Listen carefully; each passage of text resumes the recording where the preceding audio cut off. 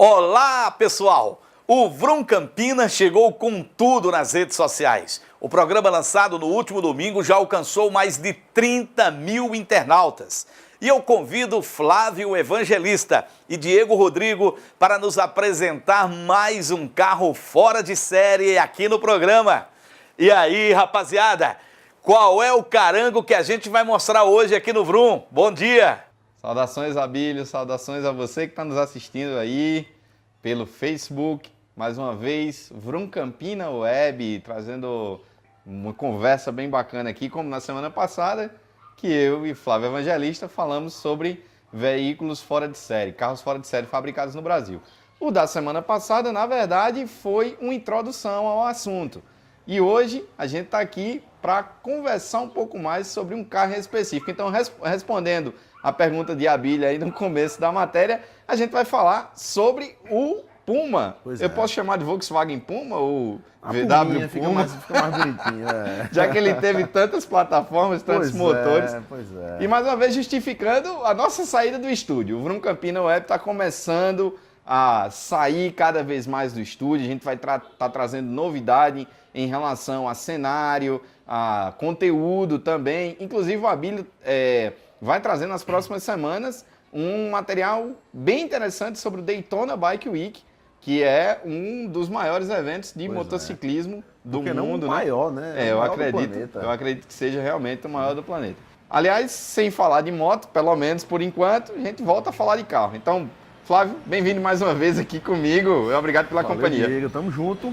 Eu queria aproveitar e abrir o programa mandando logo um abraço para Anderson Tom Pereira. Anderson comentou lá na nossa fanpage, o nosso primeiro episódio, né? E ele até fez uma menção à questão temporal do embargo, né? E da produção dos carros fora de série.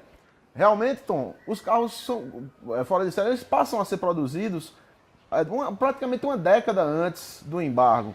Mas eram produções tímidas e pontuais. E isso aí se fez mais presente depois que o embargo aconteceu. Inclusive, esse carro que nós vamos falar agora, o Puma, né, nota-se perfeitamente o boom que ele dá quando o embargo acontece e a Puma toma corpo. Enfim, é a história de hoje, o Volkswagen Puma. Mandando um abraço para você, Anderson Tom, que comentou para a gente. Um grande abraço. Continue assistindo nossos vídeos e compartilhando. E mandar um abraço também para Arthur Lira Silva. Arthur também é um grande entusiasta. Entusiasta, e ele comentou que não conhecia essa expressão veículo fora de série. Para ele foi uma novidade e ele teve um contato com esse segmento agora no nosso Vroom Campinas na web. Inclusive, Flávio, é bem interessante citar a grande quantidade de acessos e envolvimentos que esse vídeo teve, né? A gente teve, eu acredito que quase 30 mil acessos num projeto experimental, porque o Vroom ele já tem uma tradição na TV, mas aí a gente está saindo da TV para ficar exclusivamente na web. E aí a gente tem como oferecer até para um cliente, para um possível anunciante, uma audiência, números mais específicos e expressivos de audiência e também essa interação mais próxima com quem está nos assistindo. Inclusive, fica para você aí a dica, você que assiste, acompanha a gente e tem interesse de anunciar, as portas do Vroom na web estão abertas para você, anunciante, que você não tem noção da dimensão do que é a sua marca exposta em nosso canal, a distância em que nosso canal chega. E o Vroom Campinas teve acessos no Facebook de outros estados, de Pernambuco, de Paraíba, de outros estados da Paraíba, do Ceará, do Rio Grande do Norte, São Paulo, Londres, Itália, a gente teve também acessos na Itália, Estados Unidos, então enfim, uma marca. Para mandar um abraço para Chico Della Franca, italiano, que também acompanha, também é assíduo do Vroom Campinas na web. Grande abraço, Chico, fica com Deus aí. Então tá bom, então chega de falar sobre acessos, números e comerciais, vamos falar do que realmente interessa, que é carro. Vamos falar do carro. E em específico sobre o carro de hoje, que é o Puma. E eu vou começar perguntando, acho que é a curiosidade de todo internauta e de alguém que não tem o conhecimento que você tem, como surgiu realmente o Puma no Brasil? Ele é genuinamente brasileiro? É um carro genuinamente nacional, com design nacional, com linhas nacionais. É um carro que surge em meados da década de 60, quando Rino Malzone era um apaixonado por carros, piloto, e, sabe, ele tinha essa paixão pelas pistas e ele resolve fazer o seu próprio carro de corrida. O que acontece? Na década de 60, entre a década de 50 e a década de 60, há o boom da indústria nacional automotiva, né? Juscelino Kubitschek abre as portas para a indústria automotiva e algumas marcas se estabelecem no mercado. A Volkswagen, a Willys, a DKV, são praticamente as primeiras. Eles acreditavam, os fabricantes acreditavam que se os carros deles fizessem bonito na pista, consequentemente, na segunda-feira eles iriam vender bem seus carros. Nas lojas. Era mais ou menos a ideia de mostrar a resistência e a potência dos veículos nas pistas. Quais foram os primeiros carros a ir realmente para as pistas? Os primeiros modelos, você tem ideia? Sim. A DKV, que é tida como a Vemag, que é tida como a primeira indústria nacional, ela entra com o DKV, que tinha um motorzinho de 3 cilindros, de 2 tempos. Um motor bem simples, mas muito potente. Na rua ele tinha 50 cavalos de potência. Mas na pista, com a preparação, com tudo, ele chegava aos 100 cavalos, ou seja, o dobro da potência. E era um motor muito simples, que tinha apenas 7 peças móveis. Ou seja, 3 pistões, 3 bielas e um virabrequim. Ou seja, não tinha válvula, nem comando de válvula, nem aquela parafernália toda. Era um motor pequeno, leve, consequentemente, claro, e muito potente. E fácil manutenção, logicamente. Facílima manutenção. A Volkswagen com o Fusca, né? Na sequência o Fusca e o Karmann Ghia, que também fez muito sucesso nas pistas. E a Willys, que ela entra com o Gordini e Dolphine, né? E são os três, a disputa grande entre esses três carros. Nas pistas. Então as fábricas investiam para esses carros correrem e atrair o público. O Malzone, ele pensa, ele resolve criar um veículo esportivo, tendo como plataforma o DKV. O que é que acontece? Ele entra em contato com o Jorge Letry. Jorge Letry é simplesmente o setor esportivo da marca Vemag, né? E qual é o lance? Fazer um carro em cima da plataforma do DKV. E assim eles fizeram. Utilizando o mesmo motor, câmbio, chassi, e daí só colocar a carroceria. Isso, uma nova carroceria. O Puma, ele tem a tradição de ter a carroceria de fibra. Nesse momento já era de fibra? Não. Nesse primeiro estágio é uma carroceria feita em aço, né? Que teve aí a supervisão do Milton Masterguin, que é um engenheiro e especialista em carrocerias. Né? Milton, ele cresceu e até os últimos dias da sua vida, ele viveu fazendo carroceria e fazendo carros. E aí juntou-se o Milton, o Jorge Letry, com o Rino Malzone e o Anísio Campos, que era piloto também, e um excelentíssimo design. O cara era um fera, ele é um ícone, né? Grande parte das criações de sucesso nacionais tiveram lá o rabisco do Anísio Campos, né? Nas suas criações. Então, o que também era piloto, né? O Anísio também tinha a experiência das pistas para trazer para os bólidos. Aí eles vão lá para a fazenda do Rino Malzone, na cidade de Matão, interior de São Paulo, e no galpão da fazenda eles começam a criar esse carro. É um comentário que até a gente vinha falando nos bastidores, é a semelhança do design do Puma no início com os designs Porsche da época. Era uma tentativa de se assemelhar realmente ao Porsche ou era apenas uma tendência? Pois na verdade não era nem o Porsche, porque afinal de contas os carros europeus eles seguem uma tendência, né? Mas o carro que inspira a primeira etapa do Puma, né, que vem a ser chamado inicialmente de GT Malzone, né, que é essa primeira versão em aço, é batizada de GT Malzone, ela é feita baseada na Ferrari 275 GTS, que era um carro famoso na época, um carro de corrida muito bonito, e serviu como inspiração para o primeiro modelo. Flávio, no caso, para o Puma sair realmente das pistas e ir para a rua, ele teve que sofrer algumas modificações. Assim, o fato dele sair da pista para a rua, isso foi uma consequência, né? O carro fez bonito na pista, né? E aí eles entenderam que seria interessante fazer uma versão para a rua. E aí, baseado na primeira carroceria feita em aço, eles desenvolvem uma nova carroceria em fibra de vidro.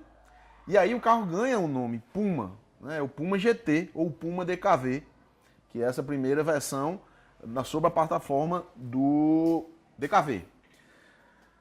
Tinha a versão espartana, que eles fabricavam e vendiam para a pista. Eles não só corriam com o Puma DKV, como eles também vendiam o Puma para a corrida. E tinha a versão de rua, que era muito requintada. O carro tinha um acabamento lindo, o interior muito completo, bancadas muito confortáveis, um painel muito bem desenhado e muito completo. E o carro vira um sucesso, né?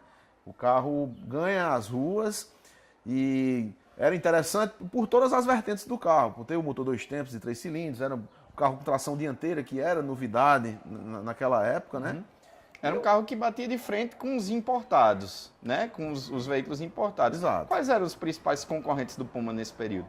Pois é, naquela época vinham os esportivos ingleses, tinha lá o Jaguar, o E-Type, né? O MG, os carros americanos como o Corvette, o Mustang, que eram carros requintados, bonitos, e que tinham o mesmo apelo esportivo que acabava o Puma tendo, né? E o Puma tinha um carisma, ele era bonitinho, ele era compacto e chamava a atenção mesmo, o carro fazia a diferença. Chegou a ser exportado também, né? Não só produção nacional, mas o Puma ele fez o caminho inverso. Exatamente, ele foi na contramão aí, e isso acontece em 1970, porque em 67 a Volkswagen compra a DKV, a Wemag, né? Certo. Quando ela compra a Wemag, ela acaba com o DKV, que era o concorrente direto do Fusca e do Carmanguia.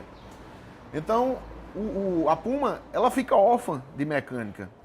Então, o que acontece? Anísio Campos, ele procura a Volkswagen e ele negocia com a Volkswagen a parceria para ceder uma plataforma para fazer um Puma com a mecânica Volkswagen. E aí a Volkswagen cede a plataforma do Carmanguia e Anísio Campos desenha uma nova carroceria, né? Baseada já no Lamborghini Miura, e talvez até mais bonito do que o próprio Lamborghini. A frente do Puma ficou linda, ela tinha bolha nos faróis, né? Tinha um desenho na frente, o carro era muito bonito. Esse aí já era o Puma GT. E esse aí passa a ser o Puma GT, mecânica Volkswagen, que recebe aí o motor 1500 do Carmanguia, e que era assim, não era um motor potente, mas nada que a Puma não resolvesse. Que aí nasceu o kit Puma. O kit Puma, ele vinha com tamanho de motor que ia desde o 1500 até motores de 2.100 cilindradas, com comandos com graduação própria da Puma. Tinha um comando Puma P2, o P3, além dos carburadores, que partia desde o Solex 32, que acabou depois sendo absorvido pela Volkswagen, e partia com o Solex 40 e o Weber 40 e 44, ou seja, ele tinha uma gama de preparação que podia levar o Puma aí até 150 cavalos de potência, fazendo realmente um verdadeiro animalzinho, né? Quase 100 cavalos a mais do que o motor original. Do motor original, entendeu?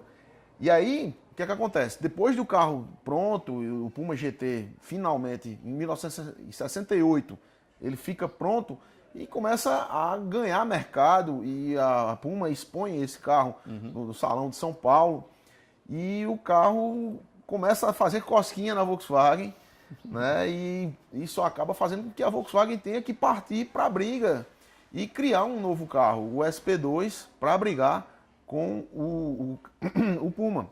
Enquanto isso, a Puma já está buscando novos horizontes. Ela sai do Brasil e vai buscar novos pastos nos Estados Unidos, em alguns países da Europa, na própria África do Sul. Tem um caso interessante que em 1970 o Anísio Campos ele leva um Puma GT para fazer um tour pela Europa. E num desses países que ele passeia, ele entra na França e leva o carro até a fábrica da Renault.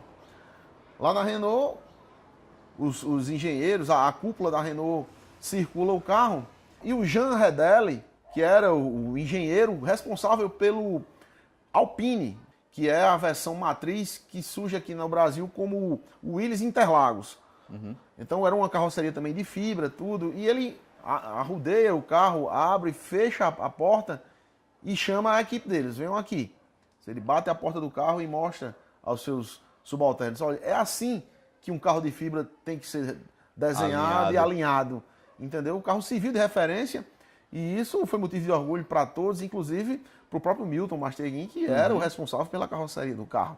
Né? Claro. E além da Europa, também em África, né? Na África do Sul, ele teve foi muito bem recebido na África do Sul e vendeu bastante lá, ao ponto da Puma criar uma fábrica lá. Fundaram uma fábrica lá na África do Sul. Na África do Sul. Então, em 1976, a Volkswagen retira o SP2 de linha e a Puma fica mais uma vez órfã de plataforma, de câmbio e motor. E daí ele vai, nesse caso aí, o que é que vai acontecer com o Na verdade, ela fica órfã só da plataforma, porque o motor e câmbio continua o padrão Volkswagen de motor boxer. Na verdade, o que a Puma perde é o chassi, né, que era o chassi da Carmanguia. E eles passam a utilizar o chassi da Brasília, que era um veículo recém-lançado e uma linha de produção grande. E para isso, o Anísio Campos redesenha, dá uma mexida nas linhas do Puma e cria uma nova carroceria para essa nova plataforma.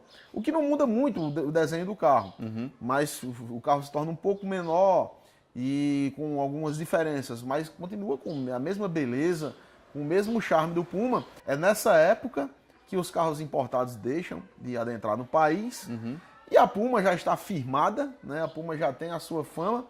E aí ela cresce mesmo. Se consagra, Se consagra. Os picos de venda da Puma são aí entre 1976 e início de 1980, né? Onde ela dá o boom de vendas com o seu Puma GTS e o GTE, né? E faz um grande sucesso com aquele carro lindo. Outro fator interessante dos carros fora de série, que sempre os criadores eles se baseavam em carros importados em outras produções, mas eles tinham que se virar com o que tinha aqui no país. Com o que era produzido para os veículos de série. Exato. Né? Aí nisso entrava para-brisa, muitas vezes, lanternas, faróis, né? E o Puma não foi diferente. Né? Durante muito tempo ele houve essas variações e uma grande mudança foi essa lanterna traseira, que primeiro foi a do TL, depois foi a da Kombi e termina com essa da Brasília. Então, findando os anos 70 e entrando nos anos 80, então a gente tem um lançamento do Puma V018, é isso? V018, exato. É a nova cartada da Puma, né? Ele continua fabricando o Puma GTI, mas aí eles lançam o Puma P018, que seria um carro mais avançado e que eles planejavam introduzir a mecânica à água da Volkswagen, o motor que hoje nós chamamos de motor AP. E eles fizeram sim, com um motor 1.7, que era do SP2. Ainda né? A. O motor boxer AA. E aí eles usam a suspensão traseira da Variant 2, que é a suspensão independente na traseira, dá mais estabilidade ao carro, deixa o carro mais gostoso nas curvas. E aí eles seguem com essa fabricação até o meado dos anos 80, quando o Rino Malzone morre. Né? A fábrica entra meio que em parafuso, entra numa crise, e eles se veem obrigados a vender a empresa. Então, ela é vendida para a Araucária Veículos, que é uma empresa do Paraná. A Araucária dá seguimento à fabricação do Puma, mas também acaba vendendo novamente para a Alfa Metais, uma nova empresa, que rebatiza o Puma de AM. Né? Aí tem o AM1, o AM2, e essas primeiras versões continuam com o motor Volkswagen AA. Mas aí no final dos anos 80, eles ainda acabam concluindo a ideia que a Puma teve no passado de introduzir o motor AP. E eles colocam o motor AP 1.8, né? E fazem o carro como realmente ele devia ter sido feito desde o início. Mas aí já é um pouco tarde, a empresa já está nos seus últimos suspiros, né? E em 1993, quando o ápice da importação já está... Da reabertura. Na reabertura da importação, né? Entram os carros com a concorrência desleal, e aí a Puma é fadada a fechar suas portas aqui no Brasil. Mas esse é o fim do Puma? Ah, não. Essa história ainda perdura por algumas décadas, né? E até 5 anos atrás, havia notícias de que a Puma na África do Sul, né, ela passou aí pelos seus altos e baixos também, mas ela continuava fabricando a primeira versão do Puma Volkswagen, né, o Puma GT, fabricado lá com motor de Fusca, sobre a plataforma do Fusca, né? Então eles fabricavam lá o Puma GT com variações de motor também, AA, né, de 1.6 até 2.100 cilindradas, e tinha lá o públicozinho certo dele, né? Infelizmente eu ouvi falar que a fábrica também estava à venda. Né? Eu não tive mais notícias da fábrica, mas ainda há lá uma chaminha de esperança do Puma lá na África do Sul. Mas esses carros não tem como ser importados para o Brasil, e mesmo que possam ser importados, não tem como rodar, né? Pois é, infelizmente eles são mão inglesa, né? A África do Sul tem o sistema de direção com mão inglesa, ou seja, a volante fica do lado direito, né? E seria praticamente impossível andar com esse carro normalmente nas ruas do Brasil, né?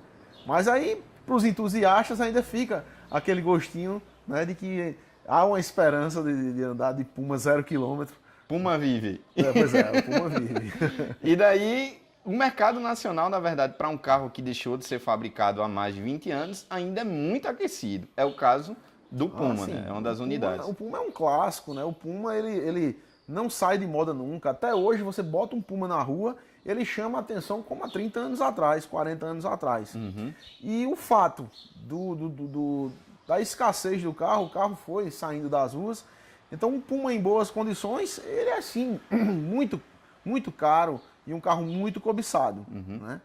E o valor do Puma, a cada dia que passa, é de subir, entendeu? É um carro... A tendência é um valor subindo. Exato, ele é tão cobiçado quanto na época, porque até os próprios donos atuais de Puma hoje são os estudantes da época que viram aquele carro na mão dos playboys e que não tinha grana para comprar aquele carro, e hoje, graças a Deus, eles têm a condição de comprar e vão buscar os Pumas e pagam quanto vale mesmo para ter esse carro na garagem. Só para o internauta ter uma média, se você der uma pesquisadinha aí em alguns sites de compra, o Mercado Livre mesmo, que é o mais comum, você vai encontrar Pumas aí entre 60, 70, 80 mil reais, dependendo do estado de conservação e o quanto ele está pouco rodado, digamos assim. O Puma DKV, então, e os primeiros Puma GT, esses sim são as verdadeiras mosca branca e são bem cobiçadas. E também na nossa região existem alguns colecionadores, alguns donos de Puma que cuidam bem direitinho desses modelos, né, Flávio? Eu conheço um exemplar impecável, vermelho, lindo, e eu acho que é melhor a gente dar uma volta nele. Vamos buscar? Vamos buscar. Vamos lá.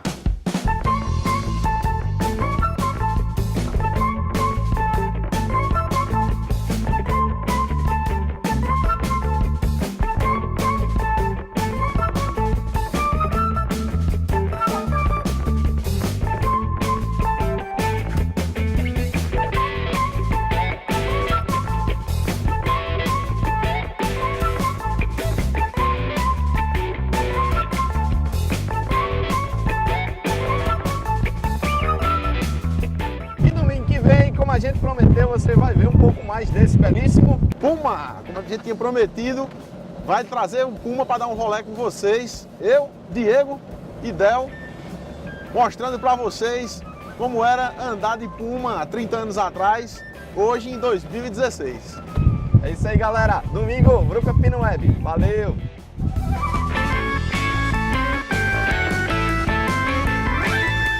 Que legal, rapaz. Esse carro aí fez história. E nós vamos na próxima semana dar um rolé num Puma de um colecionador de Campina Grande. Acompanhe a gente, você não pode perder. Pois é, por falar em acompanhar, você que nos acompanha, não esqueça de curtir e compartilhar esse vídeo. Você vai encontrar mais conteúdos exclusivos na nossa fanpage do Facebook. Você também pode rever nossos programas na íntegra no canal do YouTube e ainda se inscrever no WhatsApp do Vrum Campina para receber novidades ao longo da semana. É só mandar uma mensagem com o seu nome para 83999821503. E eu estarei embarcando ainda hoje para Daytona, estado da Flórida, Estados Unidos. Lá está acontecendo o maior evento de motos do planeta, o Daytona Bike Week.